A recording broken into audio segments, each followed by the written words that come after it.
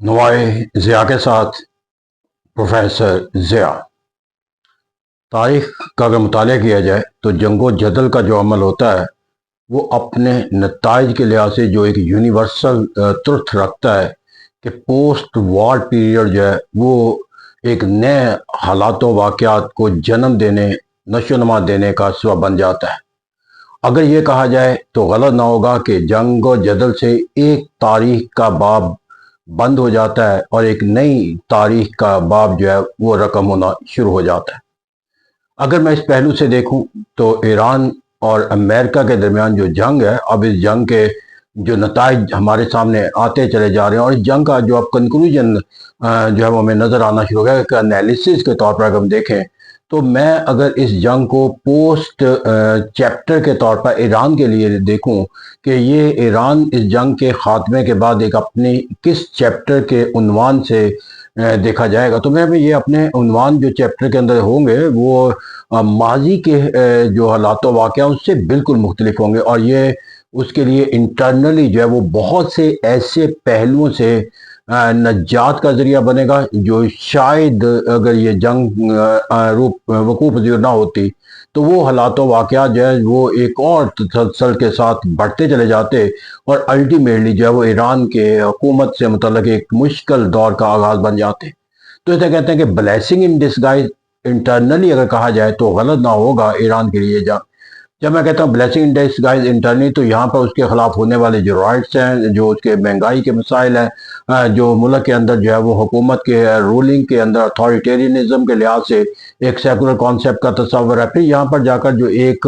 हुकूमत के चेंज से मुतल्लक दुनिया के अंदर एक इमेज जो है वो तब्दीली का लाने का पेश किया जा रहा था कि लोग सड़कों पर हैं और लोग इनकलाब के लिए गामजन हैं और बैरूनी दुनिया के बहुत से ममालिक जो है वो ऐसे लोगों के सरपरस्ती करने का तस्वर जो है वो रखते थे कि जिसके नतीजे के अंदर ईरान की हुकूमत को जो है वो तब्दील किया जाता। खुद ईरानियन गवर्नमेंट जो है वो अपने मुल्क के हालात वाक़यात से मुतमिन ना होने की वजह से और अपने खिलाफ उठने वाली आवाज़ों से खौफजदा होकर जो है वो एक नज़्म नस्क के तसलसल से चलाई जा रही थी और इसके नतीजे के अंदर जाकर वहाँ पर क़यादत का जो एक तस्वर मजहबी बुनियादों पर भी था वो भी वहाँ पर हमें एक सवालिया निशान के साथ नजर। लेकिन अगर मैं इसको एक नए चैप्टर के साथ देखता हूँ तो इसकी बुनियादी वजह है कि कम से कम वो तमाम हालात वाक़यात जंग के ख़त्म होने के बाद ख़त्म तो नहीं हो जाएंगे, यानी कि जो लोगों की मुश्किलात है या लोगों के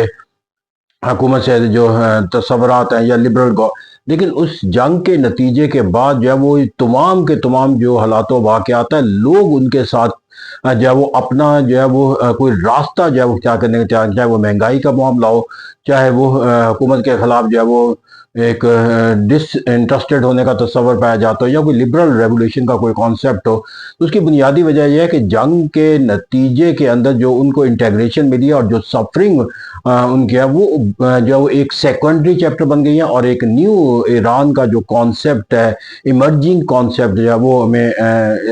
पोस्ट चैप्टर के नजर आता है। फिर यहाँ पर जाकर उनके लिए फिर एक अगरचे ये कलमिए से बहुत कम नहीं है क्योंकि बहुत बड़ी खमनाई जो है वो शहादत है, लेकिन उसके बाद की जो क़यादत है वो ज़्यादा इनर्जेटिक नज़र आती है, ज़्यादा जो है वो एक यंग कॉन्सेप्ट के साथ नज़र आती है। और फिर उनका जो बैकग्राउंड है कि पहली जो क़यादत है वो सिर्फ मजहबी अपनी वाबस्तगी की बुनियाद के ऊपर जो है वो एक रूहानी पेशवा के दर्जा हासिल कर लेते थे, लेकिन अब की जो क़यादत है ये सियासी हालात वाक़यात के नतीजे के अंदर एक मुंतखब क़यादत है कि जिससे मतलब ये कहा गया कि अगरचे बहुत से नाम थे लेकिन उनमें से एक नाम मुंतखब किया गया क्योंकि that was the best choice, और बल्कि ये कहा जाए तो ओनली चॉइस तो गलत नहीं होगा। तो इस तरह कहते हैं कि और फिर ये क़यादत जो है वो अपने आप को सिर्फ मजहबी हवाले से अपनी शनाख्त का कोई तस्वर नहीं रखती, बल्कि वो एक माजी के अंदर जो है वो पासदारान ईरान के साथ मुंसलिक और जंगो जदल के अंदर एक अमली तजर्बा रखने की वजह से वो एक ऐसी ताकत के तौर पर जानी जाती है कि जो एक सियासी और मिलिट्री क़यादत के साथ वाबस्तगी का भी तस्वर रखती है। तो इसे कहते हैं कि एक क़यादत के बाद एक नई क़यादत जो है वो शायद अपने मानी और मफहूम के लिहाज से वक्त गुजरने के साथ साथ ज़्यादा ताकतवर जो है वो हमें नजर आएगी। इस तरह कहते हैं एक नया चैप्टर जो है वो क़यादत के अंदर नजर आता है। फिर इसी तरह अगर मैं देखूं कि वो ममालिक जो यहाँ पर जो है वो राइट्स की बुनियाद के ऊपर जो है वो एक रेवोल्यूशन लाने का तस्वर रखते थे ان کو بھی مایوسی ہوگی، کیونکہ جنگ کے خاتمے کے بعد اس تصور کو ایگزیکیوٹ کرنا نہ پبلکلی نہ سپانسر ممکن نہیں رہے گا۔ تو لیکن اندرونی طور پر ایران جو ہے وہ بہت سے پہلوؤں سے ایک نئے مستحکم چیپٹر کے ساتھ جو ہے وہ ہمیں نظر آئے گا۔ اس طرح بیرونی دنیا کے اندر بھی اگر دیکھا جائے تو اس کے اندر جو اس کے سب سے بڑے مخالفین ماننے میں لیے جاتے ہیں امریکہ اور اسرائیل، جو ہے وہ اگر اپنی ہیجومنی اور اپنی سوورنٹی کا جو ایک تسلسل کے ساتھ اپنا امیج بناتے چلے جاتے، اس جنگ کے خاتمے کے بعد ان کا وہ امیج جو ہے وہ قائم نہیں رہ سکے گا، کیونکہ شکست کا جو تصور وہ دینا چاہتے تھے وہ تو حاصل ہوتا نہیں نظر آتا، اور جو جنگ کے بادل ہیں اس سے اب نجات کا تصور جو وہ اسرائیل کے لیے بھی اور امریکہ کے لیے ناگزیر ہوتا چلا جا رہا ہے۔ تو اس طرح جو ایک فورن ہاسٹیلٹی کے کانسیپٹ کے اندر لے کر ایران کو ایک سبجوگیٹ کنٹری کا جو ہے وہ درجہ دیا جانے لگا تھا، وہ اس سے نکل کر ایک انڈیپینڈنٹ سورن اسٹیٹ کے تصور کے ساتھ۔ پھر اسی طرح ایک اور بہت بڑا جو اسپیکٹ ہے کہ ریجنل ممالک کے ساتھ اس کے تعلقات کی جو نشوونما تھی، اس نشوونما کے نتیجے کے اندر جا کر جو بہتری آئی تھی، اس کے اندر اگرچہ جنگ کے بادلوں کے دوران جو ہے وہ کوئی حملوں کے نتیجے کے اندر ایران اور خلیجی ممالک کے درمیان تعلقات کی جو کشیدگی پیدا، لیکن اس سے